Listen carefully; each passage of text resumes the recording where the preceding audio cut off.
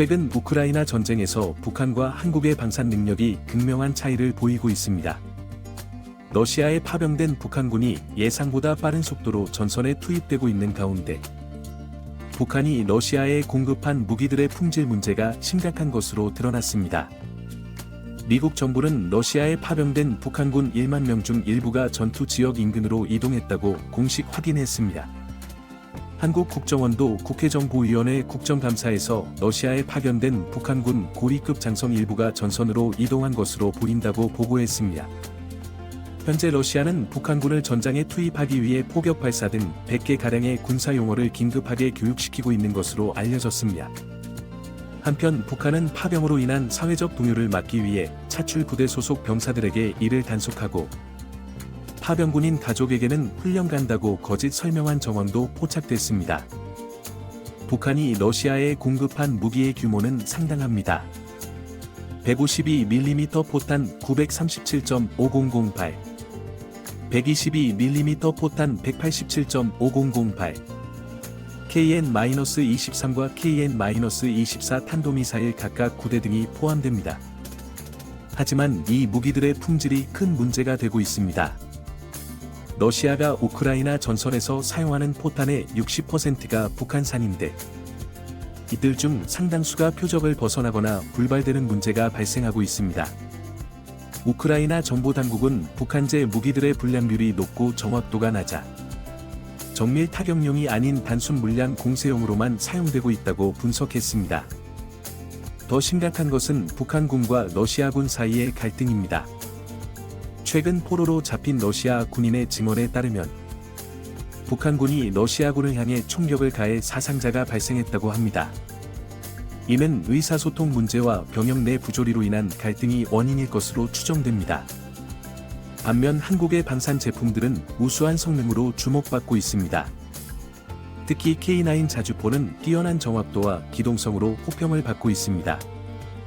K9은 자체 위치 확인 시스템을 탑재해 10m 이내의 위치 정확도, 0.7mm 이내의 방위각 정확도를 보장합니다.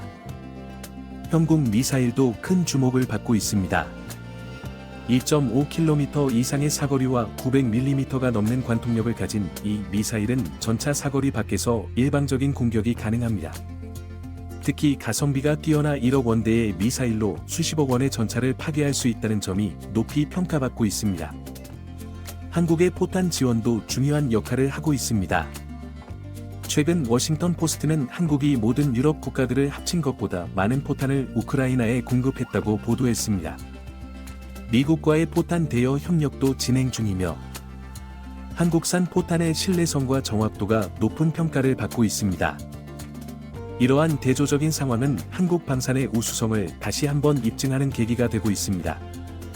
지속적인 연구개발 투자와 엄격한 품질 관리, 그리고 효율적인 생산 시스템이 이러한 성과의 바탕이 되고 있습니다. 앞으로도 한국 방산의 발전은 계속될 것으로 전망됩니다. 우크라이나 전쟁에서 입증된 성능은 더 많은 수출 기회로 이어질 것이며 이는 한국이 글로벌 방산 강국으로 성장하는 데 큰 도움이 될 것입니다. 특히 한국의 포탄 지원은 우크라이나 전쟁에서 핵심적인 역할을 하고 있습니다. 미국은 우크라이나군이 월 9만 발 이상의 포탄이 필요하다고 추산했지만 미국의 증산으로도 필요량의 10분의 1 정도만 공급할 수 있었습니다. 이런 상황에서 한국의 도움이 매우 중요해졌습니다. 최근 방산업계에 따르면 한국이 미국에 155mm 포탄 50만 발을 대여하고 미국은 우크라이나 지원으로 부족해진 포탄 비축분을 한국에게 빌린 포탄으로 채워넣고 있다고 합니다. 이는 한국의 포탄 생산 능력과 품질이 얼마나 뛰어난지를 보여주는 좋은 사례입니다. K9 자주포의 성능도 유럽에서 큰 주목을 받고 있습니다. K9은 일반 화포와 달리 사격을 위해 사전에 측지 위치로 이동할 필요가 없고 방향과 고각을 잡기 위한 부수 장비도 필요하지 않습니다. 이는 링 레이저 자이로 시스템 덕분입니다.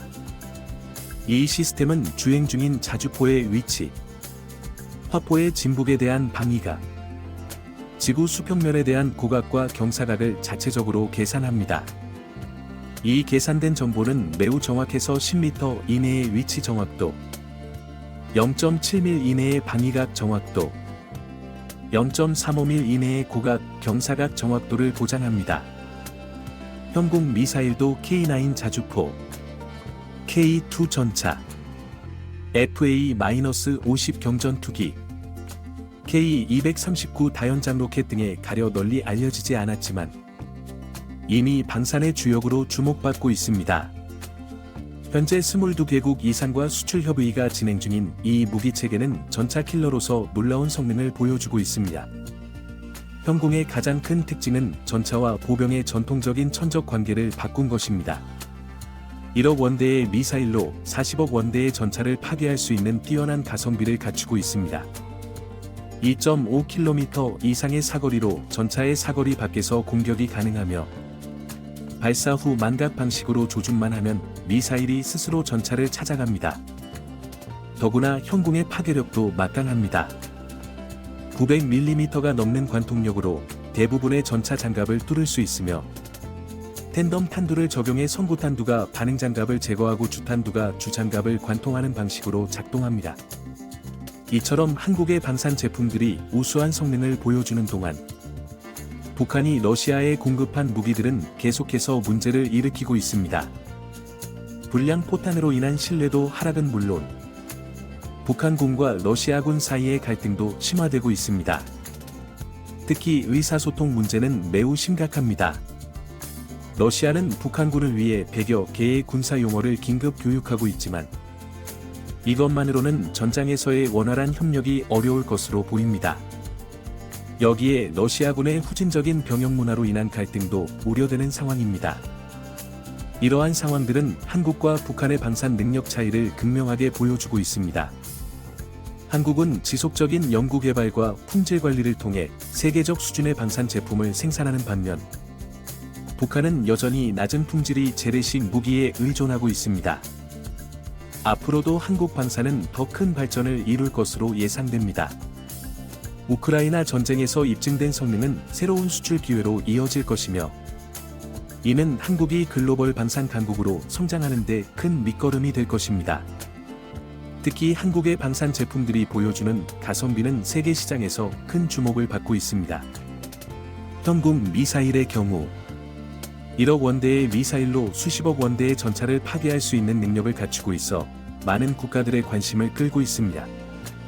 반면 북한이 러시아에 제공한 무기들은 계속해서 실망스러운 성능을 보여주고 있습니다. 포탄의 불발률이 높고 정확도가 떨어지는 것은 물론 북한군과 러시아군 사이의 의사소통 문제도 심각한 상황입니다. 이는 러시아군 내부에서도 불만이 커지고 있는 원인이 되고 있습니다. 한국의 K9 자주포는 특히 그 정확성으로 유명합니다.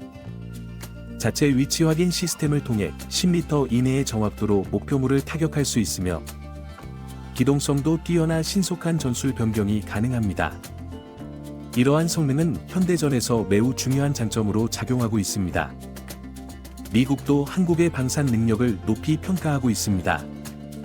특히 포탄 생산 능력에 있어서는 한국이 유럽 전체보다 더 많은 물량을 공급할 수 있다는 점이 높이 평가받고 있습니다. 이는 한국 방산의 생산 능력과 기술력을 잘 보여주는 사례입니다.